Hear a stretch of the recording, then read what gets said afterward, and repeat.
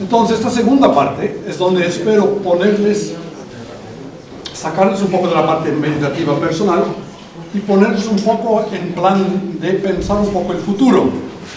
Y esto me viene por lo siguiente. Yo estaba platicando hace pocos días con un amigo mío que es hetero, protestante, profesor en Belfast, en la Irlanda del Norte, donde los heteros son muy heteros y los protestantes son muy protestantes.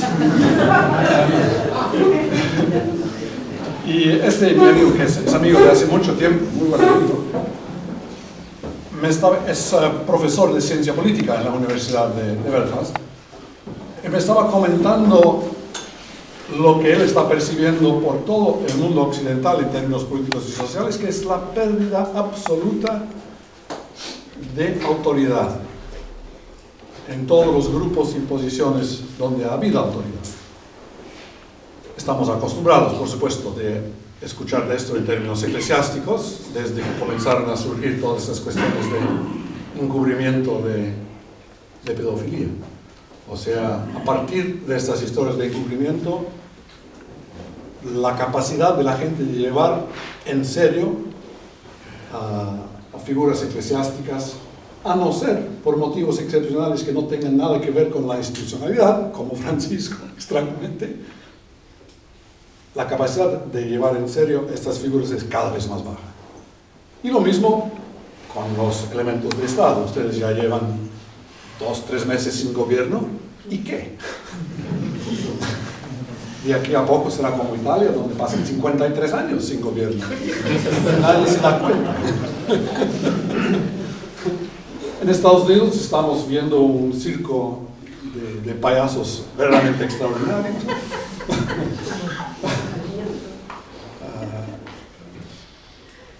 Todo lo que parecía ser fuente de autoridad está en franco colapso. Y sin embargo, seguimos ahí y seguimos intentando de darle sentido a esto y de vivir sin, ojalá, ir a la guerra, porque normalmente, o muchas veces, el colapso de autoridad es previo a algún caudillo tomar las riendas y querer botar orden en las cosas. Pero de por mientras estamos en una fase con especial falta de autoridad. Y esto me parece muy importante para nosotros como creyentes LGBT, porque nos pone en la posición que yo creo que es nuestra, a partir precisamente de este trabajo de Crisol que hemos ido meditando esta mañana, de considerar plenamente algo que ya vislumbraba el Concilio Vaticano II, pero que no conseguía dibujar de manera completa. Hay una frase del Concilio Vaticano II, que tal vez ustedes recuerdan, donde dice que el magisterio de la Iglesia no está por encima de, pero debajo de la palabra de Dios. La palabra de Dios está por encima del magisterio de la Iglesia. ¿Ustedes se acuerdan de esta frase? Muy rápidamente después de esto lo olvidan y vuelven a insistir como si la palabra de Dios, bueno, pues ahí está, ahí. No le hagamos caso, lo importante es el magisterio de la Iglesia. Y llevamos 35 años con unas tentativas de hacer que el magisterio de la Iglesia, el derecho canónico y básicamente lo que dijera el Papa de turno es el equivalente a la palabra de Dios. Sin embargo, en estos últimos 30, 40, 50 años, la imposibilidad, diría yo, sociológica de no hacer distinciones nos ha alcanzado a todos. No porque somos hedonistas europeos secularizados, sino porque cierta secularización y cierta pérdida de dioses es fruto legítimo, hijo legítimo de la fe cristiana. Precisamente en la medida en que somos buenos cristianos,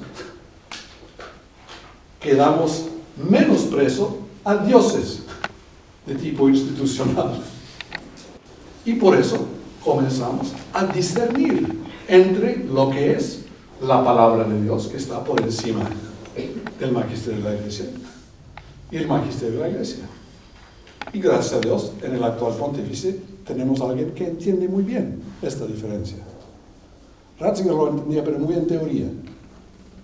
No estaba muy dispuesto a actualizarlo. Creo cierta timidez de personalidad. Pero es perfectamente obvio que Bergoglio no considera que él es Jesús, sino que él es un testimonio, un testigo de Jesús. Y que Jesús es vivo, poderoso y relativamente independiente de él.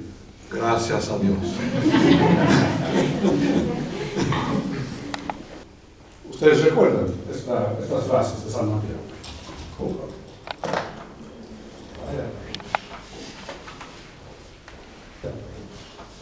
Vosotros, en cambio, no os dejéis llamar Señor mío, pues vuestro Maestro es uno solo, y vosotros todos sois hermanos. Y no os llamaréis Padre unos a otros en la tierra, pues vuestro Padre es uno solo, el del cielo. Tampoco dejaréis que os llamen Rabí, porque vuestro Rabí es uno solo, el Mesías.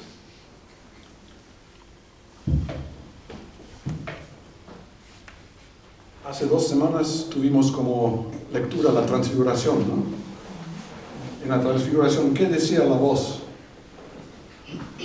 La voz paterna al final. Este es mi hijo. Y en toda ocasión dice la misma cosa. Escuchad a él. Estrictamente hablando, no hay voz paterna a partir del cristianismo. La única voz celeste es fraterna, a este nivel, por mandato divino. Este es mi hijo, escuchadle. Y luego, el propio dice, uno solo es vuestro maestro, uno solo es vuestro rabí, uno solo es vuestro padre, que no llamen padre a ninguno, ni clerical, ni biológico. No hace la distinción que solemos hacer entre, pues no podría haber estado hablando de progenitores, probablemente está hablando de clericalismo. No. Dice, uno solo es vuestro Padre, el del cielo. ¡Puf! Todos sois hermanos, es decir, a este nivel. La única enseñanza divina que viene a partir del Maestro nos viene al nivel fraterno. Y por muchos barroquismos que coloquemos alrededor, y vaya que son muchos, sigue siendo absolutamente fraterno nuestro único Maestro.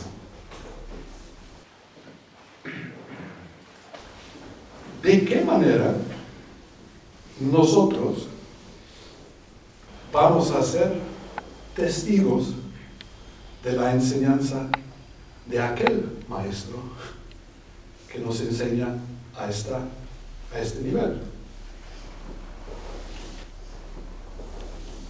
Ya hemos tenido que hacer gran parte del trabajo de discernimiento entre los que son voces aparentemente paternas, diciendo, por ejemplo, ustedes son objetivamente desordenados.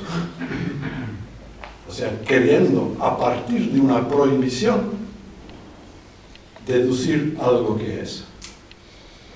mientras que nosotros hemos aprendido en lo real.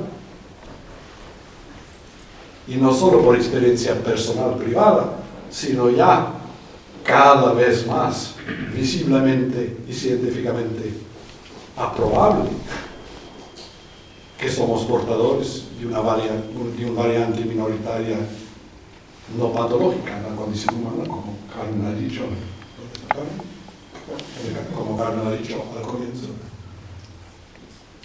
Y que por eso nuestra experiencia es parte de lo que acontece a este nivel. Y es capaz de ser cuestionado y examinado a este nivel.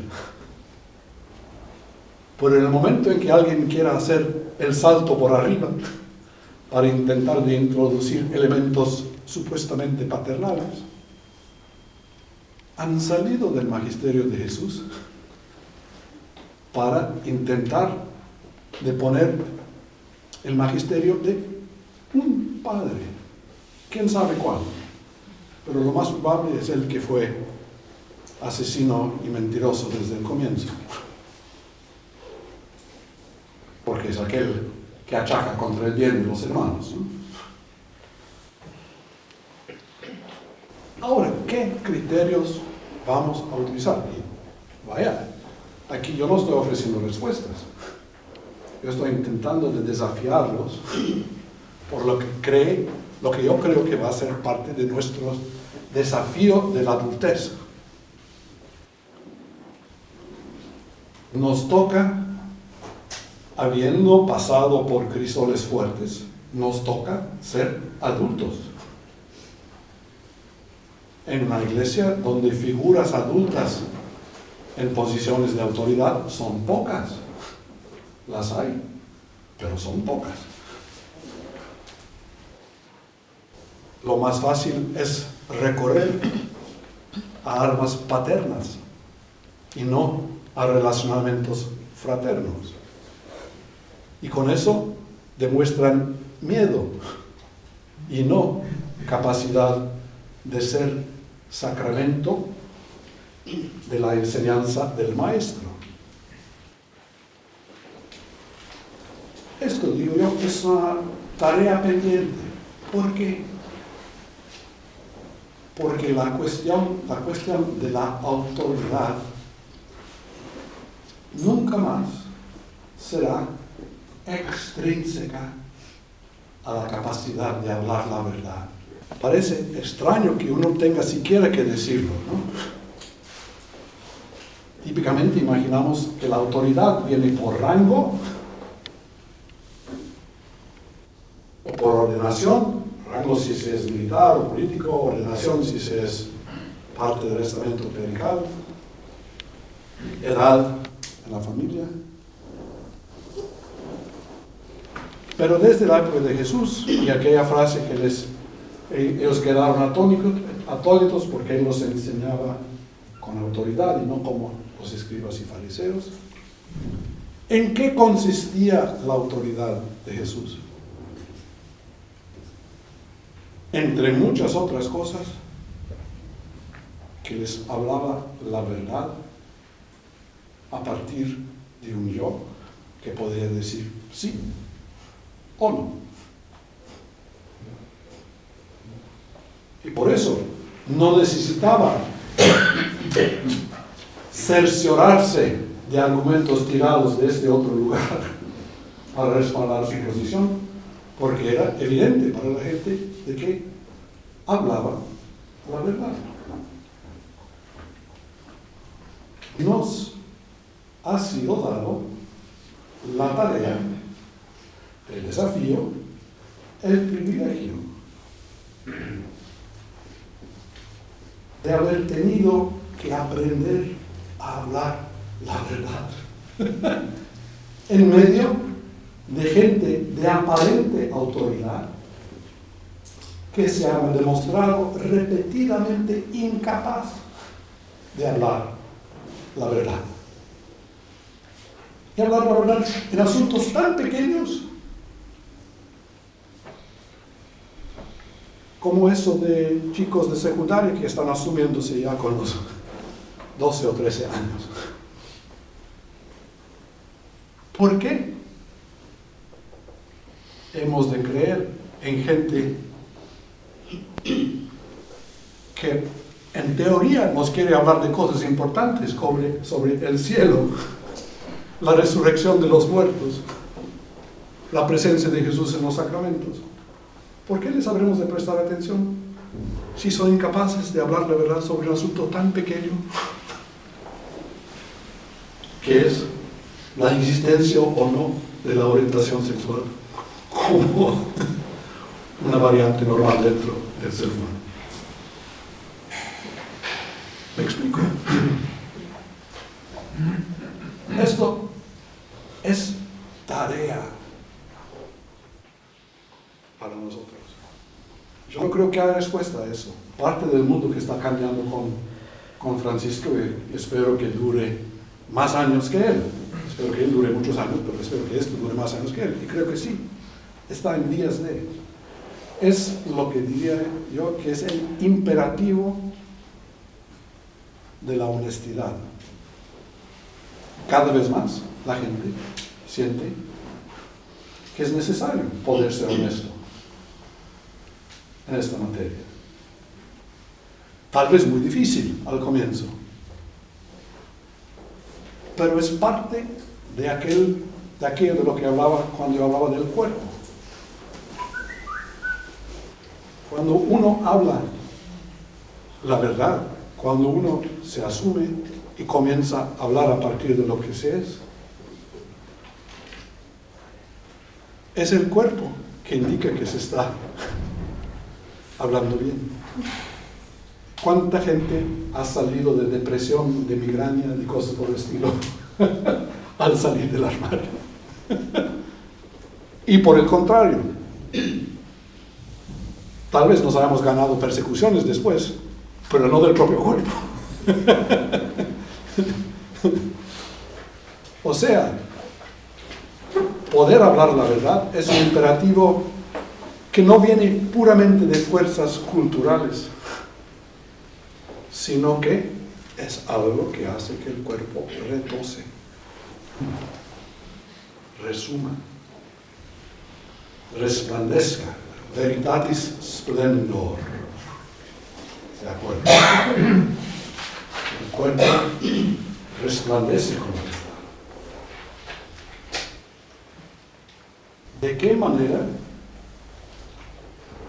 vamos nosotros entonces, en este espacio muy delicado que van a ser las próximas décadas, muy delicado para todo lo que es autoridad en la iglesia, para todo lo que es convivencia eclesial? Va a ser delicado por toda una serie de motivos, pero uno de los motivos va a ser este: que el viejo mundo, donde la autoridad estaba o en las páginas de un libro, o en las páginas de un magisterio, o en las figuras de un magisterio, ya no está. No hay capacidad de seguir a Jesús, a no ser distinguiendo entre el maestro, la palabra de Dios que está por encima del magisterio, y las varias representaciones de la misma.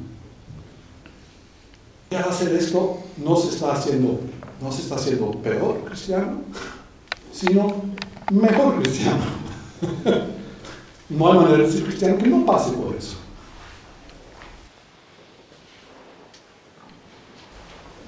El recusarse a discernir sería un acto de pereza. Y los que estáis aquí ya han demostrado durante muchos años que pereza para asumir su vocación como hijos y hijas de Dios no tenéis. Entonces, esto es lo que yo quiero preguntarles, porque en cada ciudad donde ustedes viven, ustedes van a tener capacidad de vivir esto, en privado, en grupo, en público, en relación con las autoridades eclesiales. ¿Cómo distinguimos de manera regular, clara y sin autoengaño porque esto siempre existe como posibilidad, ¿cómo distinguimos entre la voz del maestro y la voz de personas que son, en muchos casos, portadores de su magisterio en forma de señal, pero que muchas veces no dejan pasar aquel magisterio? ¿Cómo distinguimos? Sin resentimiento, sin rabietas, sin arrogancia,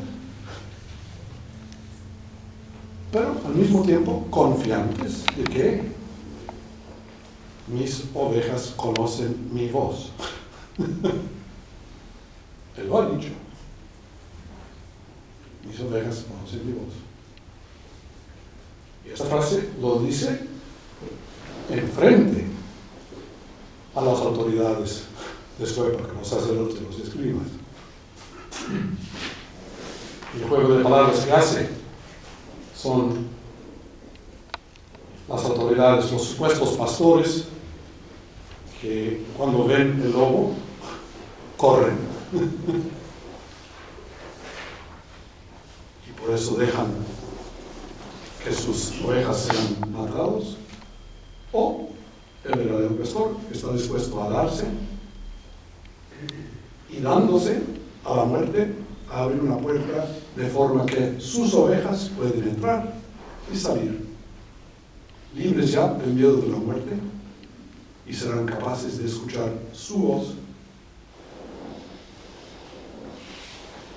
Nuestro maestro no tiene miedo al lobo. ¿De cuántos de nuestras autoridades eclesiásticas se puede decir lo mismo?